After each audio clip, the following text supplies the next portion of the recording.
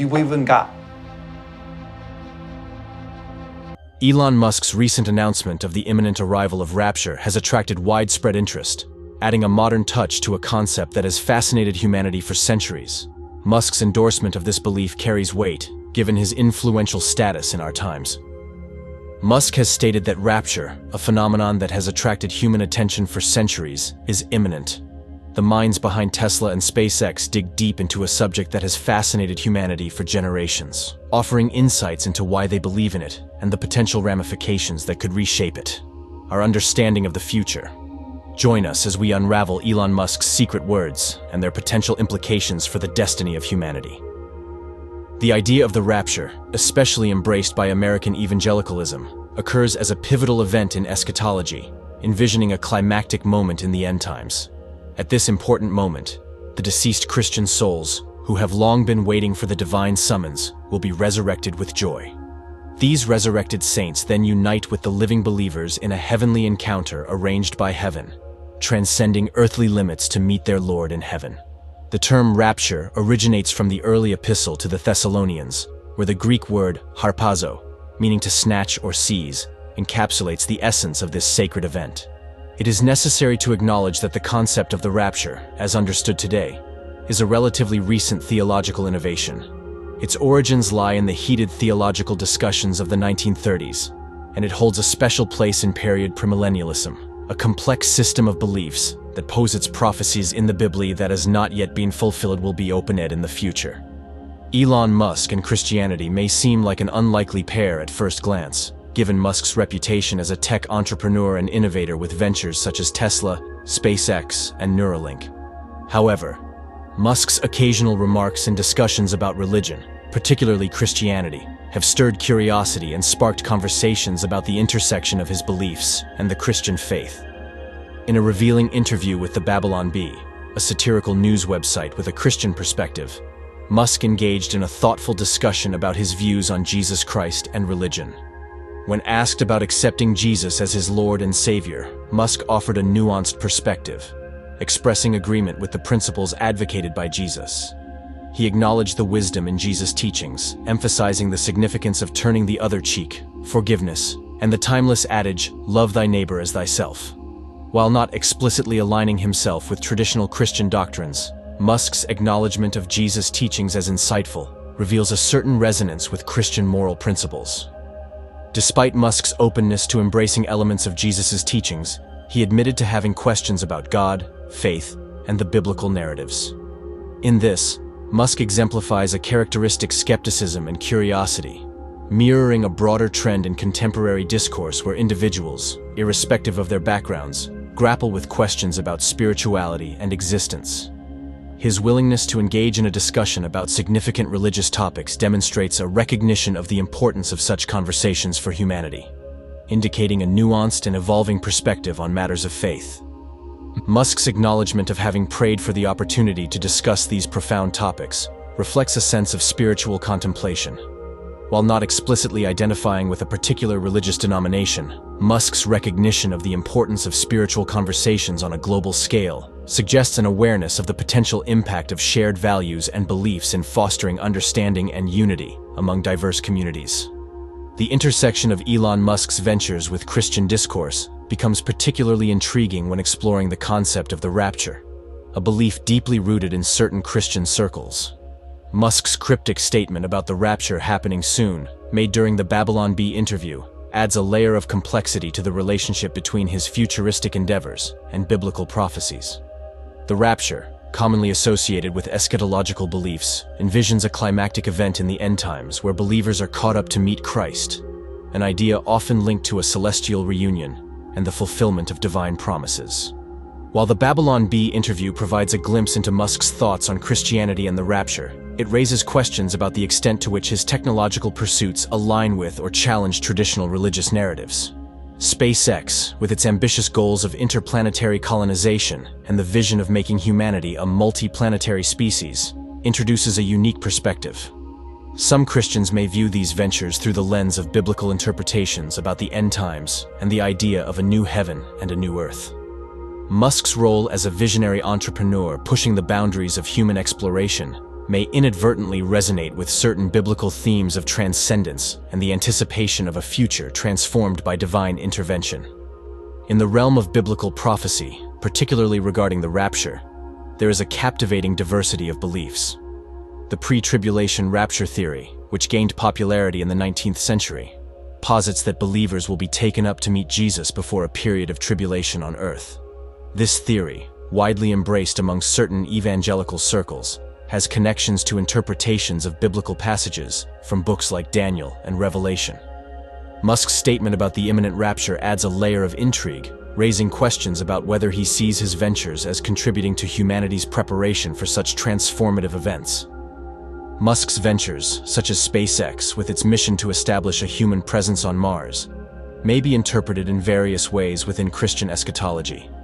Some may see parallels with the idea of seeking refuge in celestial realms during apocalyptic times, while others might view it as an audacious human endeavor to transcend earthly limitations.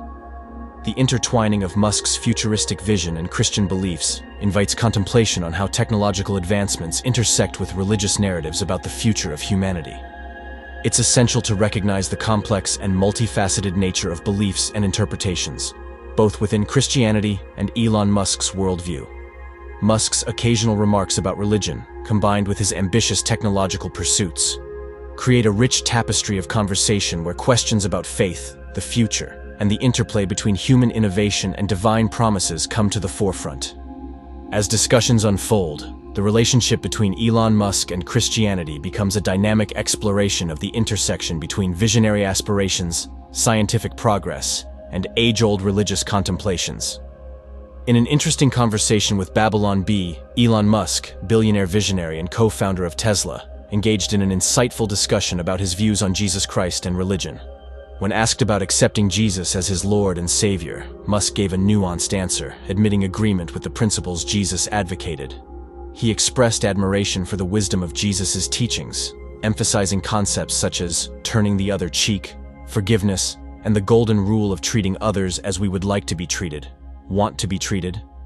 Musk especially emphasized the timeless wisdom encapsulated in the phrase, "Love your neighbor as yourself."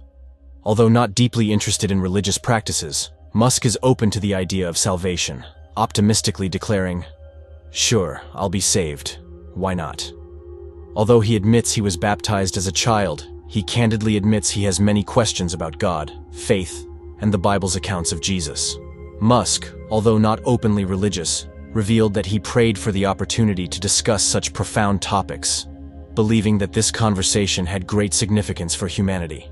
In a time when uplifting news is scarce, he hopes that this dialogue can be seen as a globally celebrated achievement, bringing brightness to the lives of people across the globe. In the realm of biblical prophecy, there is an interesting division among premillennialists, making a clear distinction between the rapture and the second coming. This story opens in two separate chapters, both of which revolve around the glorious return of Jesus. The first act, called the Rapture, is a moment of divine rescue where the faithful are swept into the heavenly light. The second act, the second coming, depicts Jesus' return in glory, marking the great climax of the cosmic story. Some premillennialists assert that the rapture is preceded by a period of tribulation, consistent with a literal interpretation of the Apostle Paul's teachings. In contrast, Amillennialists see it as a one-act play devoid of Christ's thousand-year earthly reign. Among these diverse beliefs, Amillennialists, postmillennialists, and historical premillennialists have a unified view, explaining the rapture as appropriate, coincides with the return of Jesus. From this perspective, there is no need to divide chapters. It is considered a grand unifying event. The timing of the rapture includes many eschatological beliefs. From amillennial and postmillennial perspectives, there is no distinction as to the timing of the rapture. It is considered consistent with the return of Jesus in a spiritual or symbolic millennium. According to the premillennial view, the pre-tribulation view posits a sequential separation between the rapture and the second coming, envisioning a rapture preceded by a 7-year tribulation period, culminating in the return of Christ and followed by a 1,000-year messianic kingdom. This theory has its origins in from Bible translations, especially as discovered by John Nelson Darby in 1833. While pre-tribulation is popular among rapture believers today, it faces controversy in missionaries. Some proponents of the post-tribulation rapture view advocate a different sequence of events, challenging the pre-tribulation view and adding depth to the rich tapestry of eschatological discussions. Pre-millennialist views. In the early chapters of church history, a popular belief known as chilialism emerged, originating from the teachings of Eusebius. This view suggests that many centuries will pass after the resurrection of the dead before the kingdom of Christ appears on earth. Early church leaders such as Irenaeus embraced this idea, using the teachings of Eusebius to support their views, pointing to the ancient origins of these beliefs. Schaff, a notable expert on the subject, has asserted that chilialism, also recognized as millenarianism, played an important role in the eschatological beliefs of the early church. According to chilialism, it is clear that Christ will reign on earth with the resurrected saints for 1,000 years before the final judgment. Over time, this theological landscape split into two distinct schools of thought: the Antioch and Alexandrian schools. The School of Alexandria, influenced by the Greek Jewish scholar Philo, proposed an allegorical interpretation of the millennium. Theologians in this tradition believe that Christ's 1,000-year reign represents his rule from heaven rather than a literal earthly kingdom.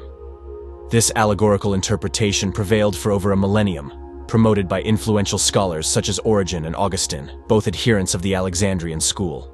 In contrast, the Antiochian school favored a literal interpretation of religious texts, avoiding a broadly symbolic approach. Although they did not vehemently challenge the symbolic millennium proposed by the Alexandrians, they insisted on a more direct reading of the biblical passages. In the 12th century, guided by the visionary thoughts of Joachim of Fiore, a wave of predictions about the future appeared.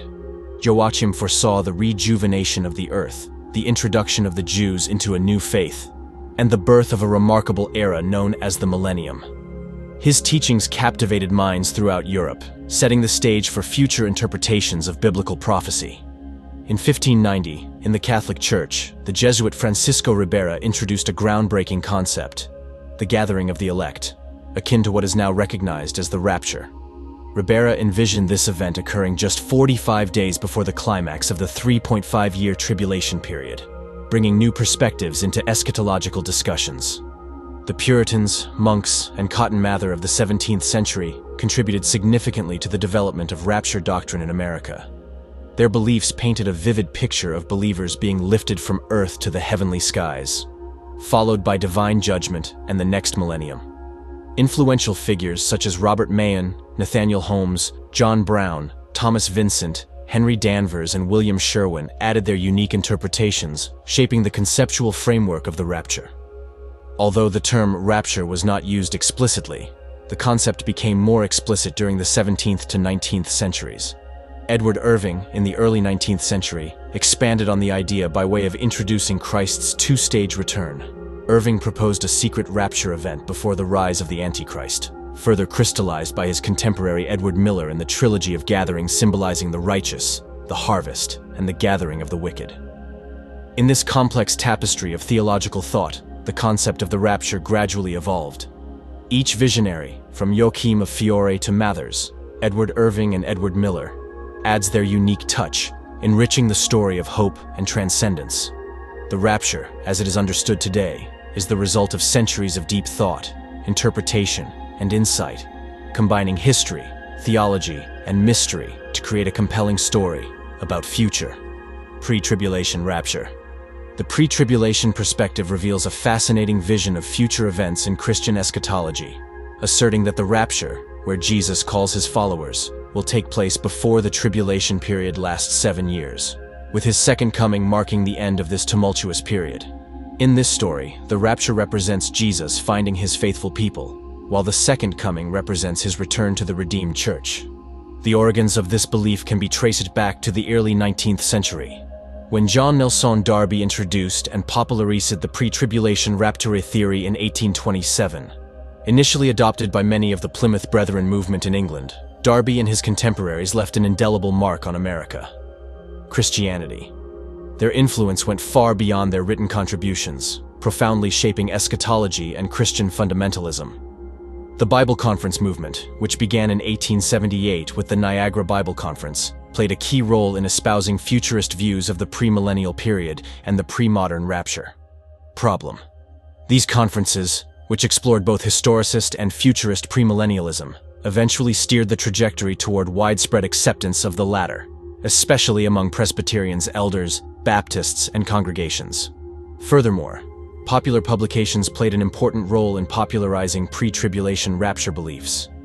William E. Blackstone's Jesus is Coming, published in 1878 and selling an astonishing 1.3 million copies, and the Schofield Reference Bible, first published in 1909 and 1919 with revised editions. Subsequent changes in 1967 contributed significantly to the spread of this view.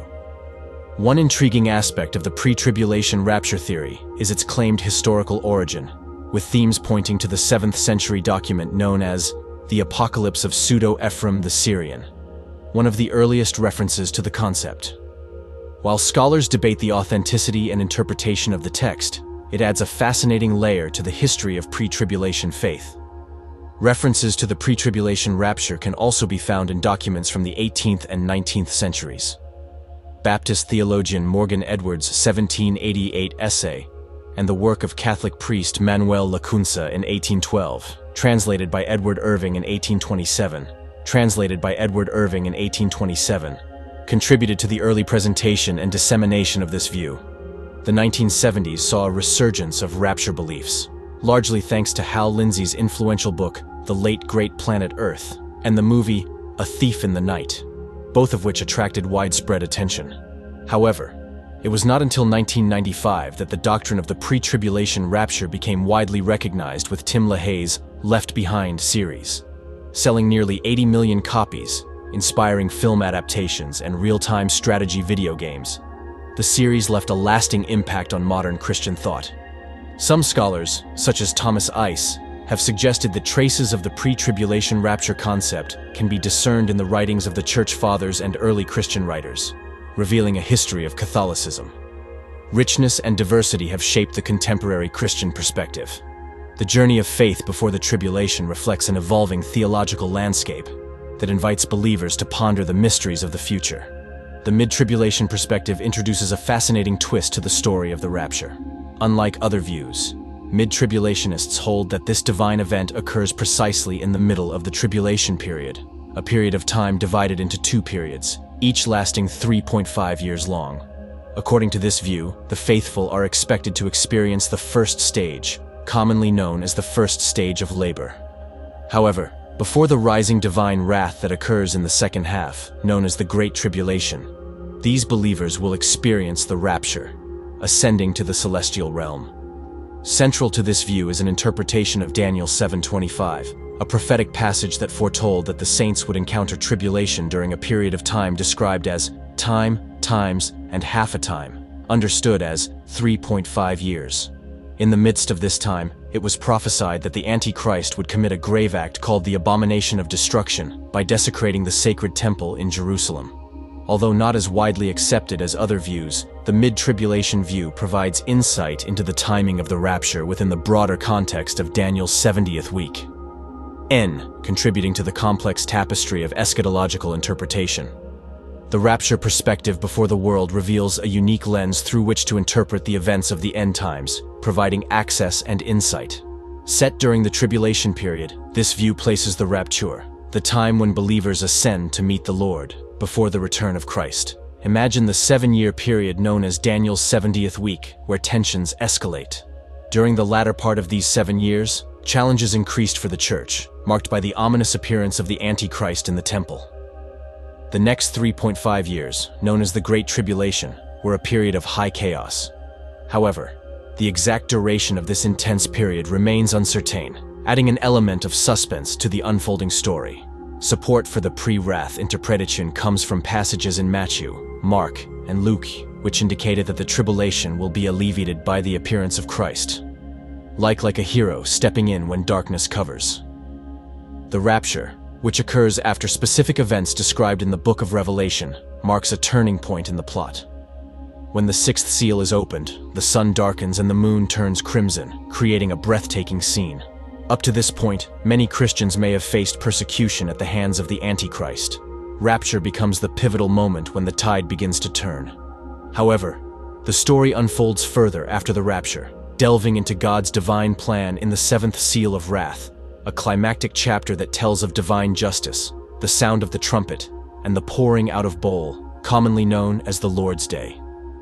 During this dramatic and awe-inspiring period, God's retribution unfolds, delivering justice to the unjust and adding depth to the overarching story that spans the remaining 7 years. Attractive theories of partial, conditional, or selective rapture posit that the rapture experience is exclusive to devout Christians, and that it takes place before the beginning of the Great Tribulation. The crux of this theory lies in an individual's closeness to God, which goes beyond mere association and goes deep into their deep spiritual relationship. Proponents of this view argue that the timing of a person's conversion before the tribulation plays an important role in determining their eligibility for the rapture.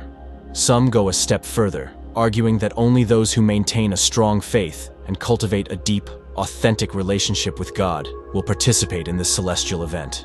Conversely, believers who do not meet these criteria are said to face resurrection during the chaotic tribulation, which specifically occurs between the fifth and sixth seals, as stated in the book of Revelation.